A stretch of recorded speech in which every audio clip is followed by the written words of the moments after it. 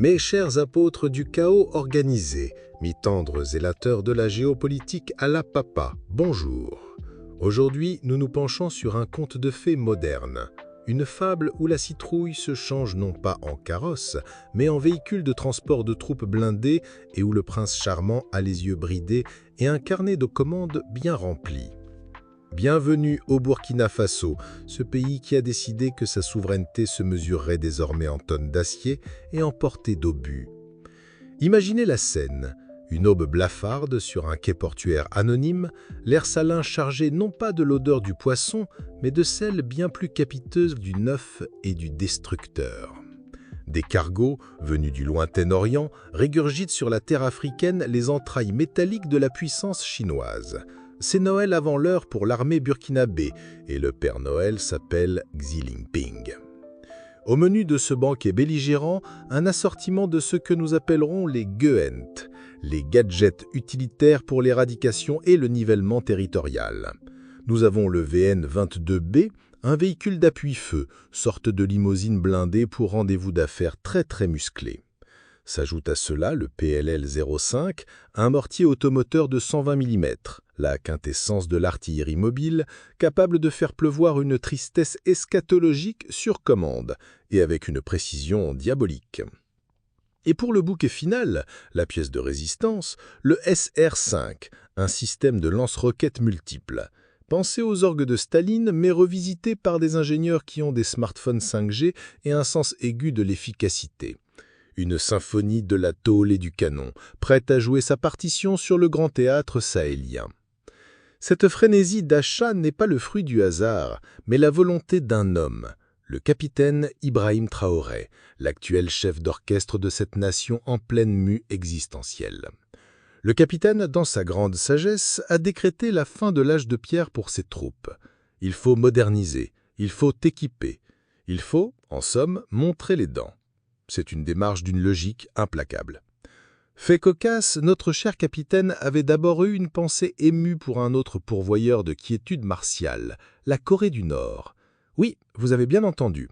Un petit coup d'œil dans le rétroviseur, une bouffée de nostalgie pour les années 80 quand Pyongyang équipait déjà les forces locales. Une sorte de fétichisme pour le matériel vintage, comme ces hipsters qui ne jurent que par le vinyle.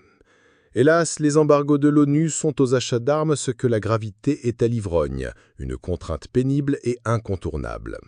L'option rétro-gaming de la belligérance étant compromise, le pragmatisme l'a emporté. Pourquoi s'empombrer de reliques nord-coréennes quand la Chine vous propose du matériel dernier cri, probablement avec une extension de garantie et une application mobile pour suivre le colis?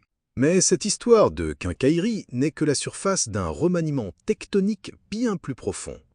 Rappelons-nous, en septembre 2022, l'armée burkinabé a poliment mais fermement montré la porte au gouvernement en place, jugé un peu trop, disons, aligné sur les intérêts de l'ancienne puissance coloniale abérée.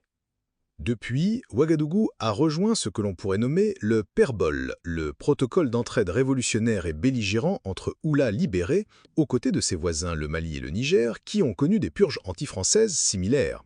D'ailleurs, quand la France et ses amis ont froncé les sourcils et menacé d'intervenir au Niger, le Burkina et le Mali ont joué les grands frères en envoyant des troupes pour dissuader toute velléité d'ingérence.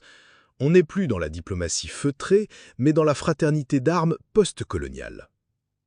Le seul hic dans cette épopée modernisatrice, c'est le portefeuille. Avec un budget défense avoisinant les 550 millions de dollars, on est loin des chèques en blanc des pétromonarchies. C'est une somme qui, dans notre monde déréglé, équivaut à peine au budget manucure annuel des Kardashians ou au prix d'un yacht de milliardaires russes déchus. Et pourtant, avec cette somme dérisoire, le Burkina Faso s'offre une mise à jour capacitaire qui pourrait bien changer la donne. Car ces nouveaux jouets ne sont pas là pour défiler.